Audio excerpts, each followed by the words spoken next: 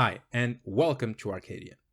In the previous videos, we have been discussing the basics of D&D, namely how to make a character. The class you choose for your character is one of the main contributors to that character's identity. Two dwarves can be hugely different from one another, but two wizards always share quite a lot of characteristics. But what if the class you chose doesn't quite fulfill your fantasy? What if you wanted some more versatility, maybe a mix of two classes? D&D offers you the possibility of doing just that, which insanely increases the amount of possible characters you can make. There are some rules to it though, so let's get to them. Today we talk about multiclassing.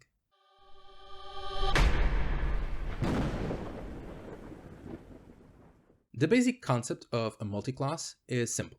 You gain some levels in a certain class. Those are fixed. However, as you level up, instead of gaining a new level in that class and the stronger powers that come with it, you instead keep everything you had until now and gain a level in a completely different class and the features that it would give you at level 1. Let me give you an example. My character, a level 4 dwarven fighter named Korod, just leveled up. He could raise his fighter level to 5 and gain a new fighter feature called extra attack. But instead, I'd like him to gain some magic, so I give him one level in the cleric class. When I do this, my total character level is still the same, 5.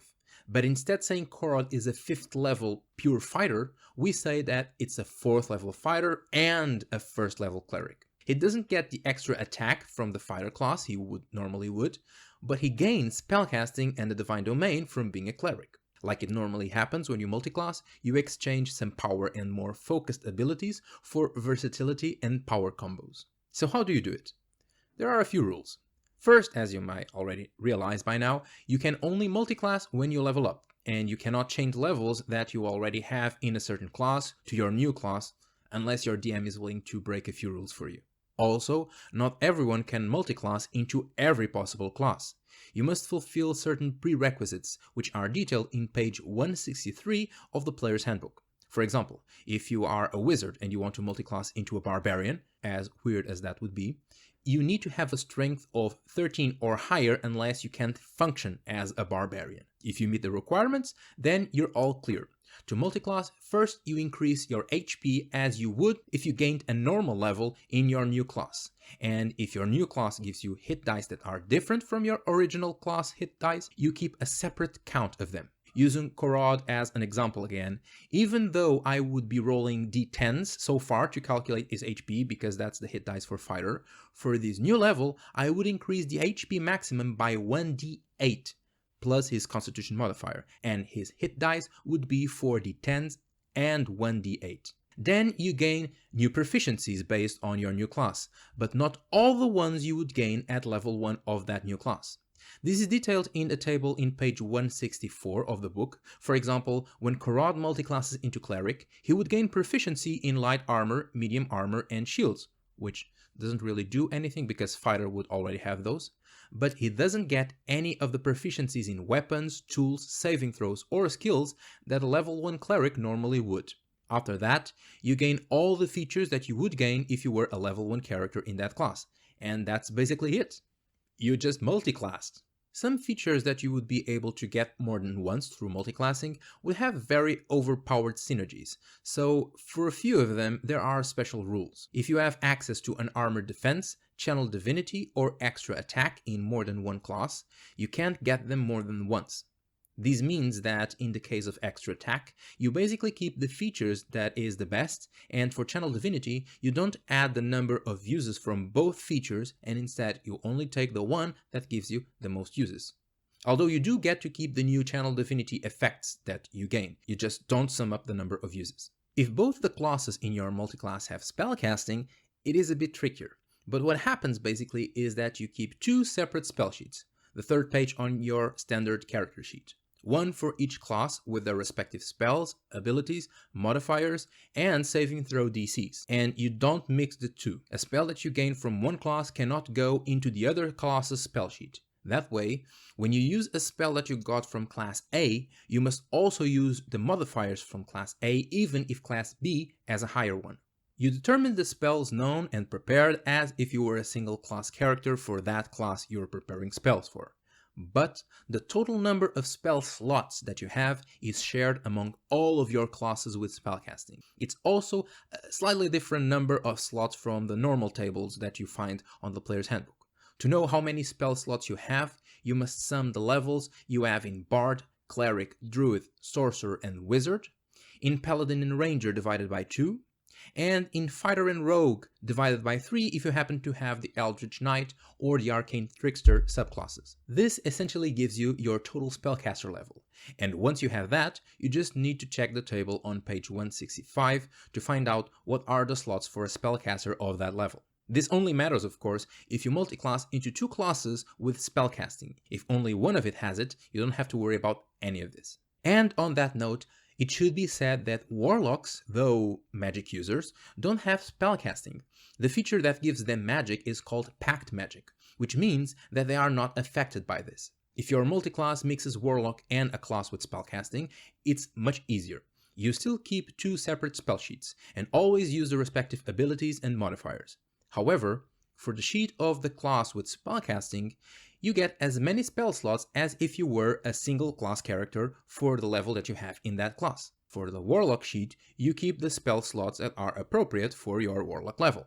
But then, you can use spell slots from the class that you have spellcasting in and use them to fuel Warlock spells, and you can use Warlock spell slots to fuel spellcasting spells.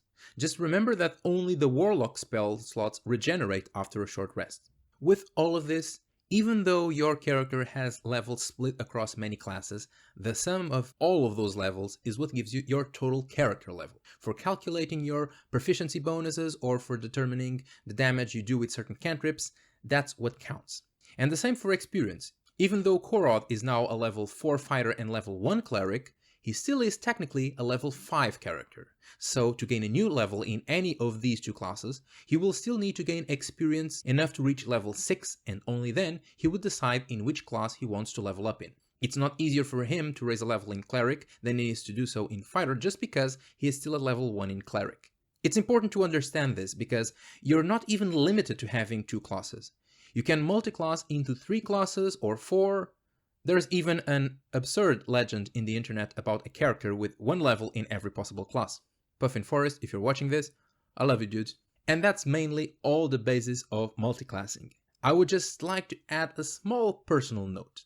If you plan on multiclassing your character, I encourage you to keep it in character. We know that most of the times multiclassing is a tactical and strategic decision to optimize your character, and to have fun experimenting with a new skill set. But when one of my players present me a multi-class idea, I like to ask them, why? You can imbue this drastic change of heart that your character had, and you could say a change in career too, into the story that you're telling with that character to improve the narrative and have a great time. For example, I had a monk of the 4 elements who was trying to master the use of fire when his comrade, the druid of the group, was killed by a giant skeleton. For example, I had a monk of the 4 elements who was trying to master the use of fire when his comrade, the druid of the party, was killed by a giant skeleton. At that character's funeral, my monk used what he had been learning by watching his druid friend and employed this beautiful theater of fire depicting the story of his friend to everyone there because he just multiclassed into druid in her memory, discovering a new way to controlling the elements with druid spells.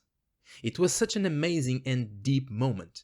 I also heard a great story from a colleague of mine who played a necromancer for 18 levels in a quest for revenge for his brother, but when a party member was almost dying, he begged the heavens for mercy. He promised that he would seek penitence for his evil deeds and spread life instead of death if the heavens would just spare his friend. And the gods answered. Then, when he leveled up, he chose to gain a level in cleric. Understand that this is not necessary, but I deeply believe that integrating your multiclassing decisions in your character's story, or the opposite, letting the story inform and justify your multiclassing, it's a very powerful tool that can enrich the story you're telling so much and enhance your fun, if used correctly at least. And you can't tell me that it's not weird for a wizard to multiclass into a druid out of the blue with no connection to the narrative you're telling just because the player decided to. It's like the characters suddenly gain all this druidic knowledge with no justification. That's why I also have a special house rule in my games by which a player who wants to multiclass must first find a teacher in that class that can introduce them to their art. But that's just the rule at my table, so don't take that too seriously. That's it for multiclassing. Since we're on the theme of character customization, maybe next time I will talk about feats, special powers that you can get outside the ones you get from your class and race, even at level 1, that offer you an even deeper layer of character customization. If you don't want to miss that video, subscribe to this channel and click on the bell icon to get a notification when it comes out. By doing so, you will also help me quite a lot in growing this channel and keeping my brain motivated to work. Another way you can help the channel is through my social media pages, at @TheFirstArcadian in Instagram and TikTok, @TFirstArcadian in Twitter. I don't have a Patreon or anything like that, but I am an artist and I'm always open for commissions. You'd be throwing a buck or two my way and getting cool art for your D&D characters, for example. Thank you for watching, I hope that you enjoyed the video, and I hope to see you at the next one.